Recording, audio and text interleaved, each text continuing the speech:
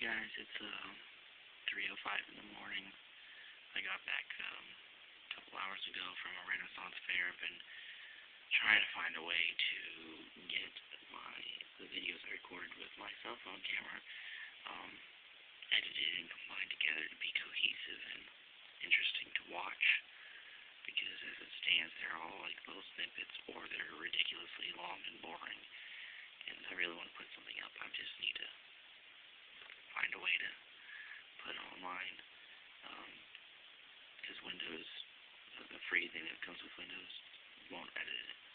Anyways, the main reason why I'm making this video is because I was just looking at my Ron Paul stuff, which I do every night before I go to sleep, and I saw this article in the opednews by this writer named Mike Mejia. And I really like what he said, because he's a liberal who plans to vote for Ron Paul, at least in the primaries. And I just wanted to read a few parts off of this, because most of my videos are in convincing liberals to vote for him, and being an actual liberal who plans on voting for Ron Paul, I find this really interesting. And so, I'm just taking bits and pieces of it. It says, and yet, with all the differences between my views and those of Mr. Paul, I plan on crossing over and voting for him in the GOP primary. The reason is simple. Paul is the only candidate, save Dennis Kucinich and Mike Gravel, who recognizes the dangers the continuing expansion of the U.S. empire poses to our freedoms and quality of life. In other words, that 20% on which I agree with candidate Paul is the 20% that will, more than any other factor, determine the quality of life for the American people in the coming decades. And I'm not reading anymore. I thought this was interesting because he made the point that he only agrees with them about 20%. He actually made a small list of things he disagreed with Ron Paul on. But he's knowledgeable and smart enough to realize that there's more important reasons to vote for a particular candidate than the issues, because no candidate, it's impossible to find a candidate that you'll agree on 100% of the time with the issues.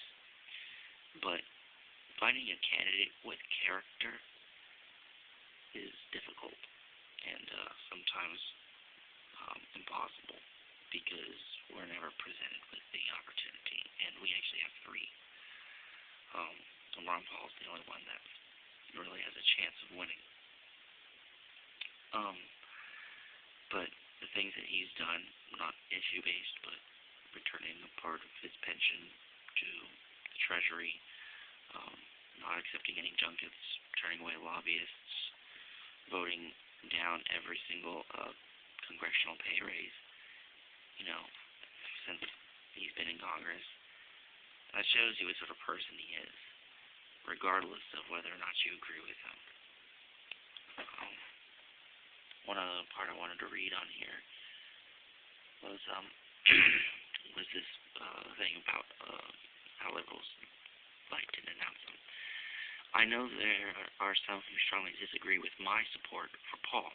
They will point out to his seemingly far-right, pro-corporate positions on several issues, and on his support for unfettered access to firearms. Some label them kook positions. But Paul is no kook, and he is no right-winger. He is a libertarian Republican who has well-thought-out views and convictions that span decades. Many of these positions are unlikely ever to become law. I do not think that Social Security, the IRS, the Federal Reserve, and the CIA will ever be abolished. Furthermore, it is unlikely the U.S. will ever go back to the gold standard of position held by most libertarians. But if Paul could somehow become elected president, I believe for the first time ever the American government would actually have a leader who would only deploy U.S. troops as an absolute last resort. I believe we may actually have a chance of downsizing America's imperial ambitions, or at least slowing them a bit.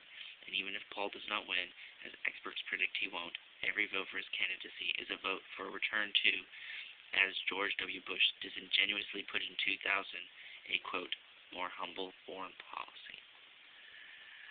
So, I'm just going to go ahead and end this video just by saying that, You may not agree with him on a lot of the issues, but we need to make sure we keep America free. And Ron Paul, Dennis Kucinich, Mike Gravel are the only choices you can make. And unfortunately, for liberals out there, Ron Paul is going to be the only one who can win. At the very least, you should consider him for a primary vote, because at least that way you can vote for your Democrat in the general, but you can help Ron Paul be their opponent, so that way you won't lose to somebody like Giuliani. So think about it. Ron Paul, 2008.